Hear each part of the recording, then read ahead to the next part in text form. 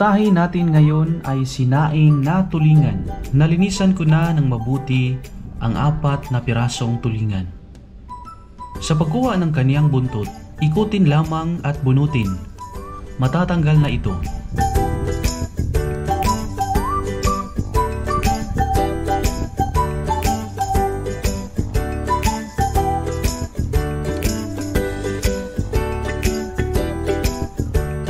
Hiwain ko lang sa gitna upang madaling ma-absorb itong ating mixture.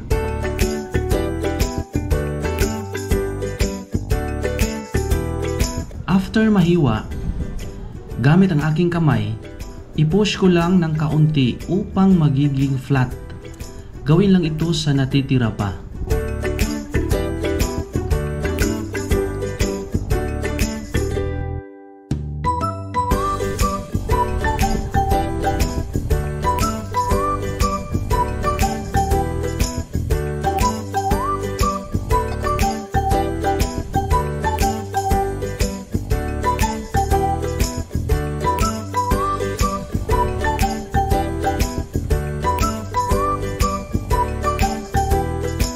Lalagyan na natin ng asin ang bawat tulingan.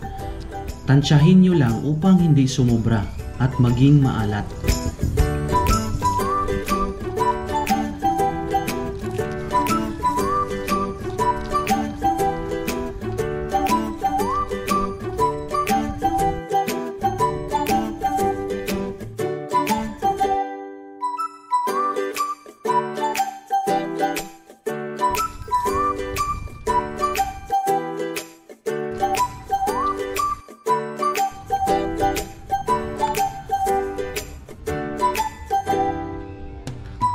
Lulutuin natin ito sa palayok. Lagyan ko lang ito ng dahon ng saging. Ito ay nakatutulong upang hindi direktang masunog ang ating tulingan sapagkat lulutuin natin ito sa 3 o 4 na oras.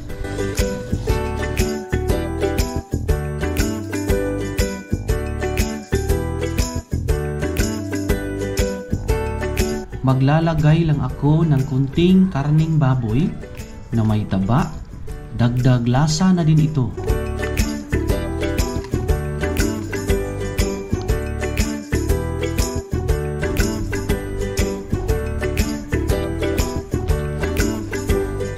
Luya,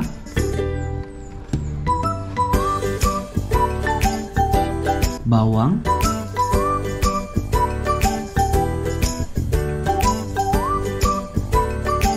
sibuyas,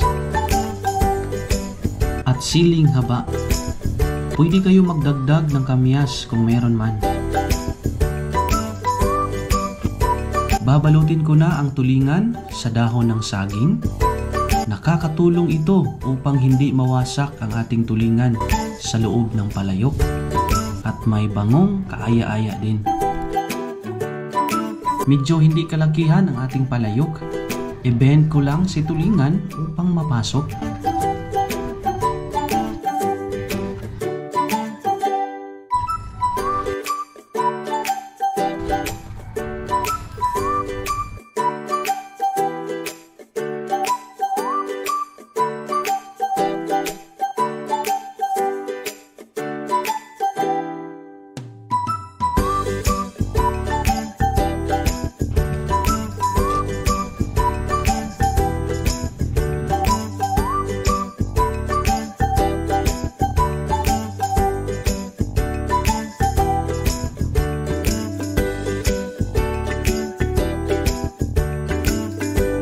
Ilagay ko lang ang natitira pang karne at sangkap.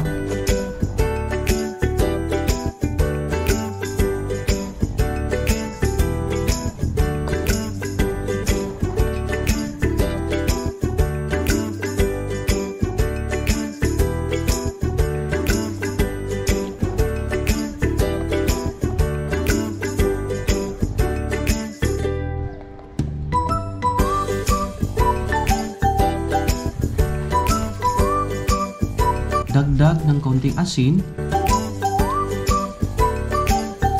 at paminta. Ilagay lang ang suka. Ito ay sukang tuba. or sa niyog galing.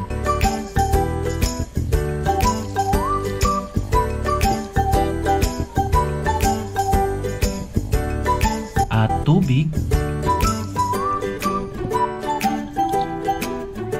Tama lang ito dahil na level na. Pwede naman kayo magdagdag ng suka or tubig kung kinakailangan. Isaing na natin ito sa mainit na kalan. Sa loob ng 3 oras.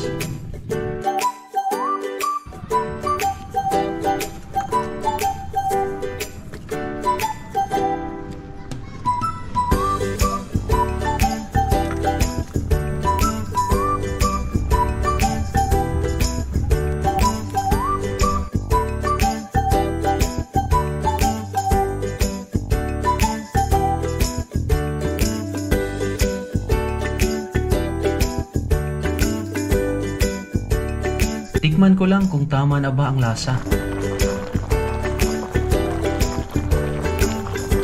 Kunting asin lang, tama na yan.